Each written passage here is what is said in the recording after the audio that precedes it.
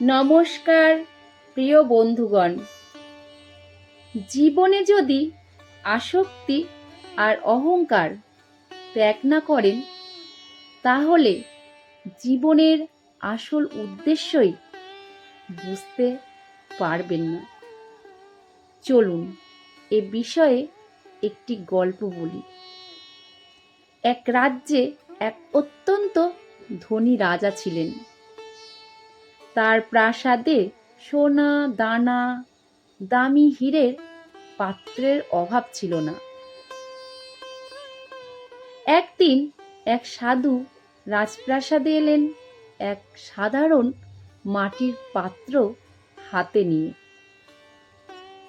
রাজা সাধুকে দেখে একটু তাচ্ছিল্য করে বললেন, আপনার এই ভাঙা মাটির পাত্রে কি হবে?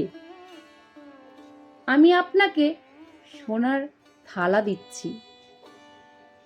সাধু মৃদু হেসে বললেন, মহারাজ, আমার এই পাত্রটি সোনা দিয়ে ভরিয়ে দিন, আমি তাতেই খুশি। রাজা ভাবলেন, এ আর এমন কি?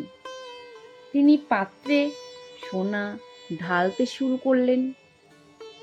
কিন্তু আশ্চর্যের বিষয়, যত সোনাই ঢালা হোক না কেন, সেই পাত্র কিছুতেই ভরছিল না।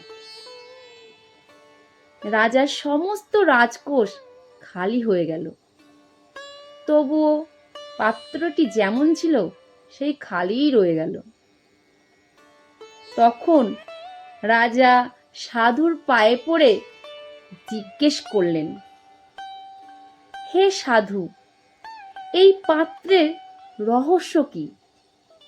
সাধু শান্ত গলায় বললেন, মহারাজ, এই পাত্রটি মানুষের আকাঙ্ক্ষা আর লোভ দিয়ে তৈরি। মানুষের মনও ঠিক এই পাত্রের মতো।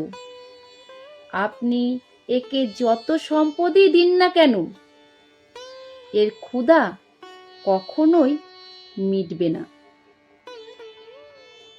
ভাগবত গীতায় শ্রীকৃষ্ণ বলেছেন, আমাদের মন এক অনন্ত সমুদ্রের মতো।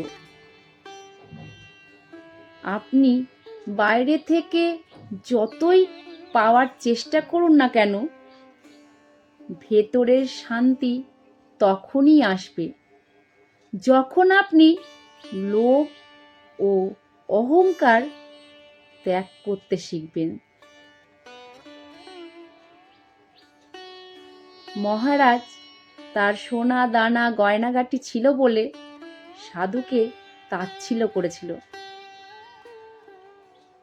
মহারাজের সোনা দানার প্রতি আসক্তি ছিল, কিন্তু সাধুর তা ছিল না। তাই সে জীবনের আসল উদ্দেশ্য বুঝতে পেরেছিল।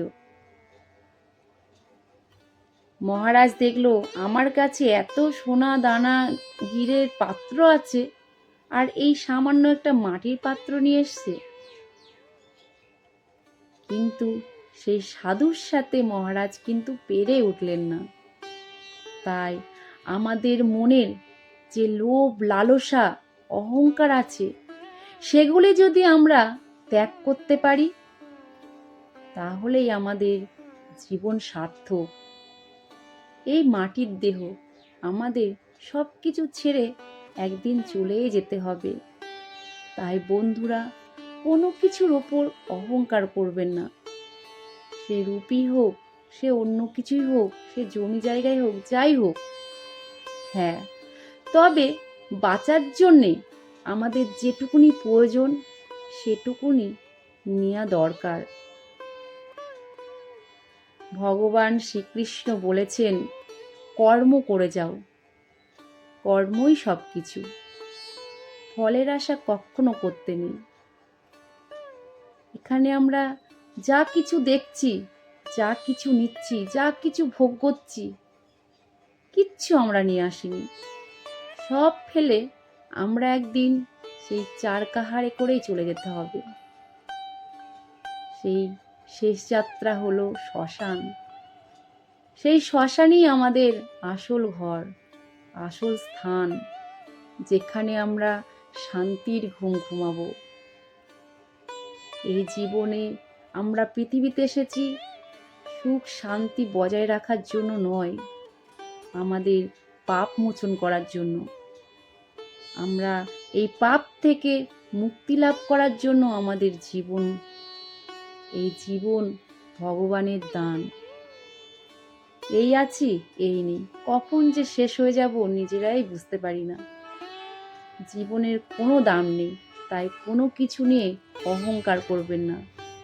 বন্ধুরা, যদি কোনো ভুল ত্রুটি করে থাকি ক্ষমা করবেন, কারণ আমার মধ্যে কোনো জ্ঞান নেই। আমি শেখার চেষ্টা করছি, যেটুকুনি শিখছি সেটুকুনি আপনাদের বলছি। আমার যদি কিছু ভুল হয়ে থাকে, যদি না পারি, আপনারা আমাকে অবশ্যই গাইড করবেন। আমি জানি না এই জগৎ সংসারে কেন এসেছি। ভগবান বলে, শ্রীকৃষ্ণ গীতায় বলেছেন, প্রত্যেকটা মানুষ তার আলাদা সত্তা আছে, তাকে কিছু করার জন্য এখানে পাঠিয়েছে।